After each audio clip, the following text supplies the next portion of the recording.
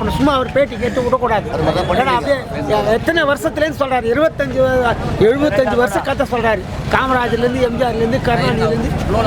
அதனால அண்ணனுக்கு வருஷம் அவர் சொன்னது, அதாவது வெளியே ஹிஸ்டாரிக்கல் மேன் பேரை தான் கார்பரேஷனில் வச்சுருந்தாங்க சார். தமிழ்நாடு இன்னைக்கு வந்து கலைஞர் குடும்பத்து நாடு மாதிரி ஆகிப்போச்சு. இதெல்லாம் மாற்றி அமைக்கணும். A to Z அவங்க குடும்ப பேரை பயன்படுத்துகிறாங்க. எல்லா திட்டத்துக்கும் கலைஞர் பேரை போடுறாங்க. முதல் தமிழ்நாடு பல இயக்க இனங்கள் இருக்கு சார். இவங்க தமிழ் சார் இதுவரை ஆண்டது காமராஜர், அண்ணாதுரைக்கு அப்புறம் யாருமே தமிழனே கிடையாதுங்க. தமிழன் தான் வாழன. அதுக்கு தாங்க சுற்றுப்பயணம் போகிறது ஒரு மாசு பெரிய பிரச்சனையாக இருக்குது.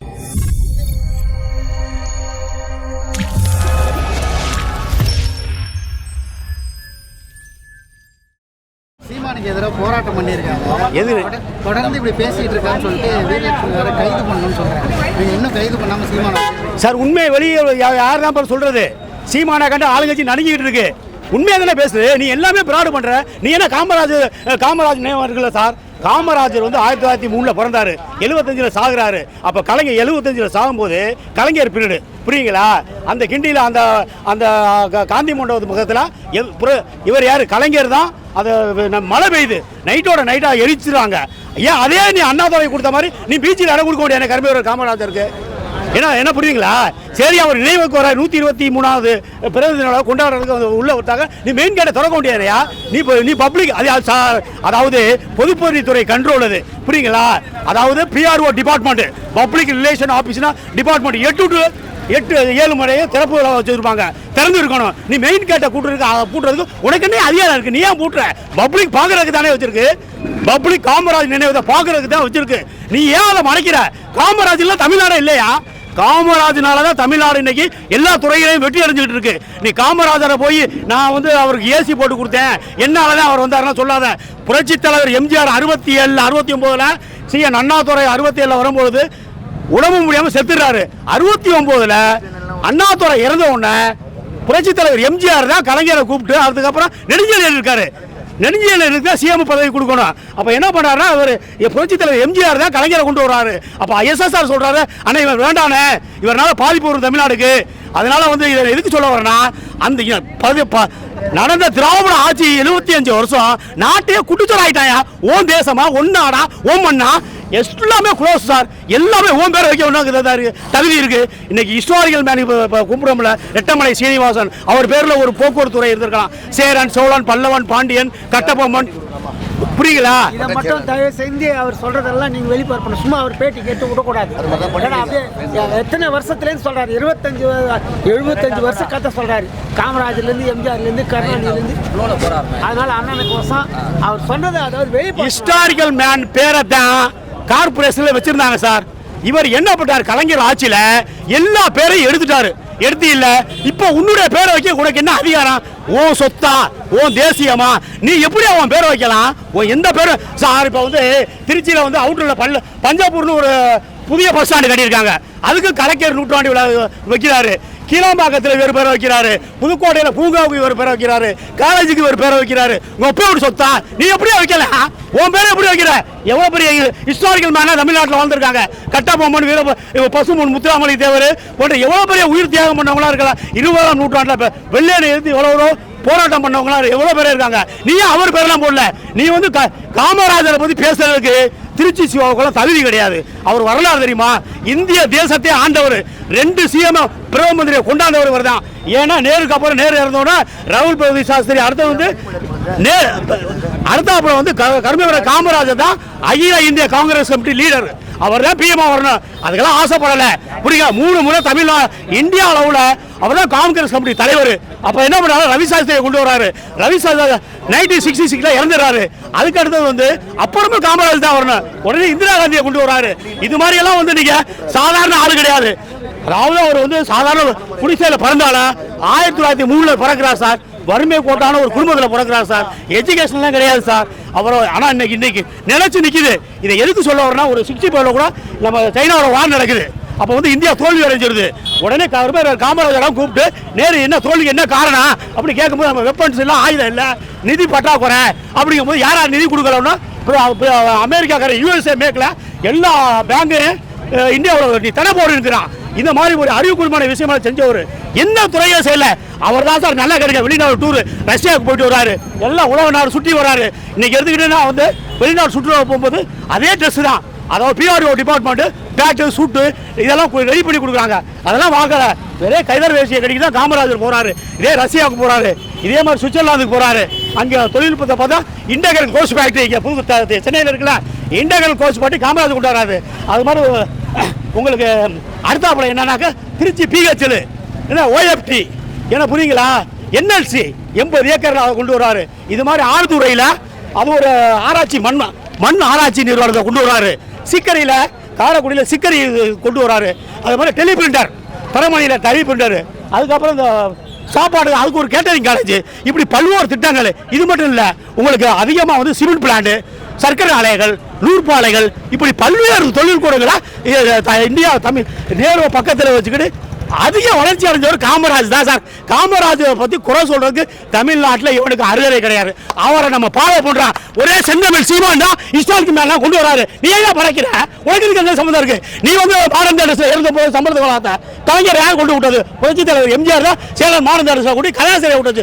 மாதம் 250 ரூபா தான் சம்பளம். உனக்கு இன்னைக்கு ஆசியாவில் பெரிய பெரிய நெட்வொர்க்காக இருக்கு, பெரிய அளவு கொள்ளை அடிச்சிருக்கிற உன் குடும்பம் எல்லாமே எவ்வளவு நிதி இருக்கு, இதெல்லாம் ஏன் ஈடி ரைடு பண்ண மாட்டேங்குது? மத்திய அரசு சரியில்லை சார். ஒரு மேல ரைடு போட்டீங்கன்னா அவன் எவ்வளவு சொத்து வச்சிருந்தான், எவ்வளவு அந்நிய செலாவணி வச்சா எல்லாத்தையும் பப்ளிக்ல காட்டான் சார். இப்போ டிரான்ஸ்போர்ட்ல இருக்கிற எல்லாம் இப்போ வந்து தமிழ்நாடு 1967 சிஎன் அண்ணாதுரை வந்து சென்னை மாகாணம்னு இருக்கு சார். 67 சிஎம் அண்ணாதுரை வந்த உடனே தமிழ்நாடா பேரா கொண்டு வர்றாரு, புரியுங்களா? இப்போ வந்து தமிழ்நாடுங்கிற பேரை எடுத்தாச்சு. தமிழ்நாடு அரசு போக்குவரத்து துறை இருக்கு. யாரை கேட்டு நீ பேர் எடுக்கிற? உனக்கு என்ன அதிகாரம் இருக்கு? எதிர்கட்சி நீ இருக்க எடப்பாடி, நீ என்னையா பண்ண? நீ கேட்க முடியாது என்னையா? உன் மனமாவது உரிமை தொகை நீ பாருங்க, உன்னையா கோடி பேர் கொடுக்குறாங்க. அதாவது இன்னைக்கு தமிழ்நாடு அரசு நஷ்டத்தில் ஓடுது, 12 லட்சம் கோடி நஷ்டத்தில் இருக்கு. நீ எப்படி 1000 ரூபா கூட லாபத்தில் ஓடுதா? உரிமையை நீ ஏன் கொடுக்குற? சமூகத்தில் டிபார்ட்மெண்ட் ஒன்று இருந்துச்சு சார். காமராஜாவை கொண்டு வந்து சமூக நலத்துறைன்னு இருந்துச்சு. கணவனால் கைவிடப்பட்டவர், குடும்பத் தலைவர், இவங்களுக்கெல்லாம் பெண்டெல்லாம் ஒதுக்கி தனியாக கொடுத்துருந்தாங்க சார். இவங்க வந்துட்டு ஆட்சியை நம்ம விட்டு நம்ம சொல்றதெல்லாம் திட்டம், விடிஞ்சா ஒரு திட்டம் போடுறான், விடிஞ்சா ஒரு ஆக்ட் பண்றான். இவனுக்கு என்ன அதிகாரம் இருக்கு? எதிர்கட்சி கேட்க ஆள் இல்லை. சீமான் தமிழ்நாடு ஃபுல்லாக சுற்று போய் நம்ம கேள்வி கேட்க நீ ஏன் பயப்படுற? தமிழ்நாடு இன்னைக்கு வந்து கலைஞர் குடும்பத்து நாடு மாதிரி ஆகிப்போச்சு. இதெல்லாம் மாற்றி அமைக்கணும். A to Z அவங்க குடும்ப பேரை பயன்படுத்துறாங்க. எல்லா திட்டத்துக்கும் கலைஞர் பேரை போடுறாங்க.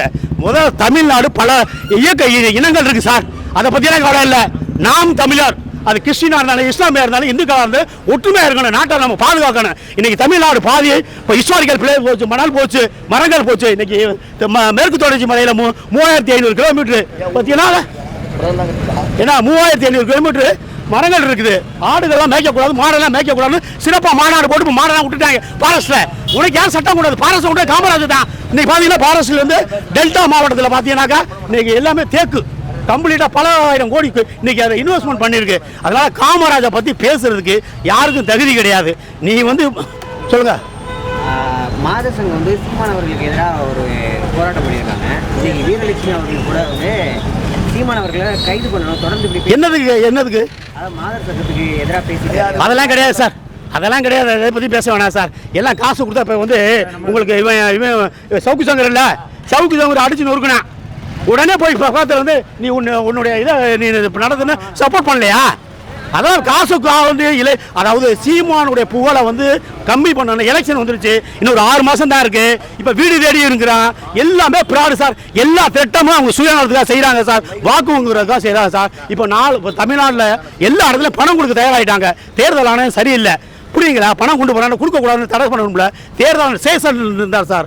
அதாவது இந்திரா காந்திக்கு ராஜீவ் காந்தி காலத்தில் சேஷன் ஒரு தேர்தல் ஆணையம் இருந்தார். அப்போல்லாம் ஜெனினோட இருந்துச்சு, சீட்டு முறை தான். இன்னைக்கு பெரிய ஜனநாயக நாடு அமெரிக்காவிலே 300 கோடி ஏன்னா ஜனநாயக நாடு அமெரிக்கா சீட்டு தான் பயன்படுத்துறான். நீ நவீன டெக்னாலஜி இதெல்லாம் பெட்டியை க்ளோஸ் பண்ணியா மின்னணு வாக்குப்பதிவு இருக்கக்கூடாது சார். அதை நீ ப்ரூவ் பண்ணு. நீ ஐஐடியை கூட்டிட்டு வா, பெரிய பெரிய இஸ்ரோ கூட்டி வந்து ப்ரூவ் பண்ணு, பப்ளிக்கில் ஏதாவது ப்ரூவ் பண்ணு.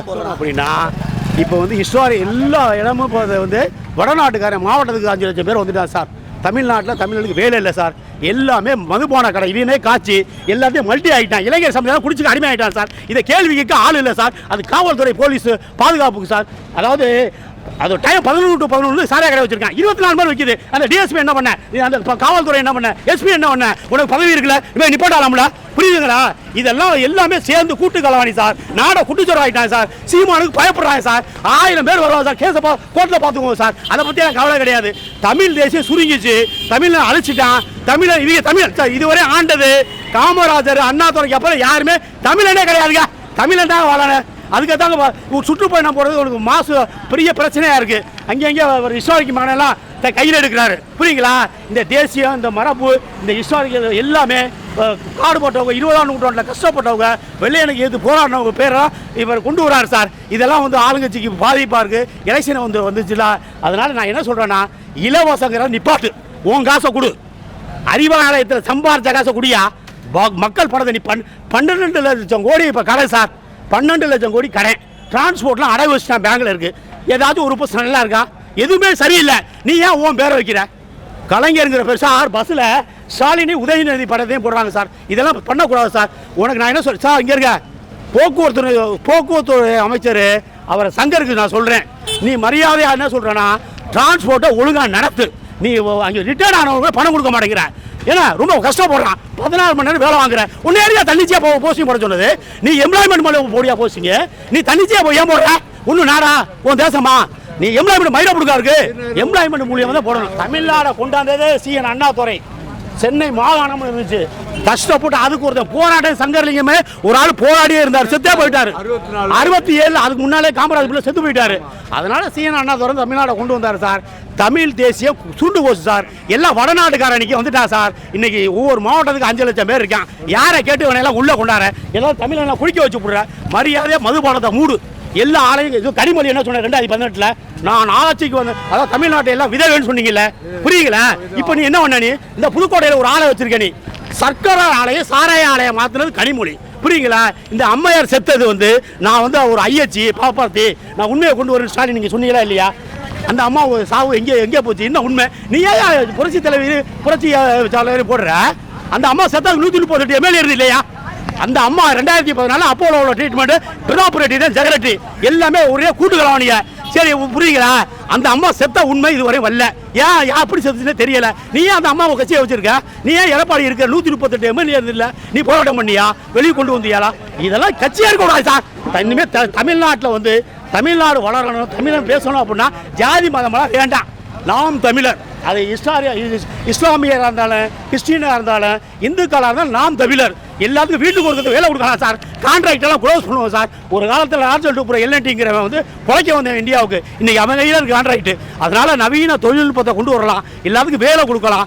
எந்த படித்தவனுக்கு வேலை கிடையாது சார். எல்லாம் ஆளுக்கு ஒரு காலேஜ் கட்டி வச்சிருக்காங்க சார். அந்த காலேஜுக்கு மத்திய அரசு நிதி, மாநில அரசு நிதி கொடுக்கும் சார். கேட்டாக்க பல குறைய சொல்கிறாங்க சார். சமூக நல டிபார்ட்மெண்ட் இப்போ இல்லை, காமராஜால் உருவாக்கப்பட்டது. இது எல்லாம் இல்லை. தன்னிச்சையாக திட்டம் போடுறாங்க. இது புரியுங்களா? புள்ள பேர்லையும் கேளுங்க சார், புள்ள பேர்லையும் தகப்பன் பேர்லையும் இவங்க பேரை பயன்படுத்துறதுக்கு அதிகாரமே கிடையாது, புரியுங்களா? இதெல்லாம் ஒழிக்கணும். ஏன்னா வருமானத்துக்கு அதிகமாக சேர்த்த சொத்தெல்லாம் பறிக்கணும். இன்னைக்கு தமிழ்நாட்டில் இருக்கிற எல்லா பஞ்சமி நிலங்கள், அரசு புறம்போக்கு, குளங்கள், நீர்நிலைகள் எல்லாம் ஒன்றியம், மாவட்டம், ஒன்றியம் எல்லாம் பட்டா போட்டு வச்சிருக்கான் சார். ரெவன்யூ மினிஸ்டர் சொல்றேன் உனக்கிட்ட, பெரியசாமி, நீ முறையா அந்த கலெக்டருக்கு நீ சுற்றறிக்கை விடியா? அந்த மாவட்டத்தில் உள்ள குளங்கள், நீர்நிலை பாதுகாக்கணும். குடிக்க தண்ணி இல்லை, மாடு குளிக்க இடம் இல்லை, மேய்க்க நிலம் இல்லை, நீ என்னதுக்கு நிர்வாகம் பண்ற? இதெல்லாம் உண்மையாக கண்டிப்போம். வருங்காலத்தில் தமிழ் மக்கள் ஆதரவு கொடுக்கணும்.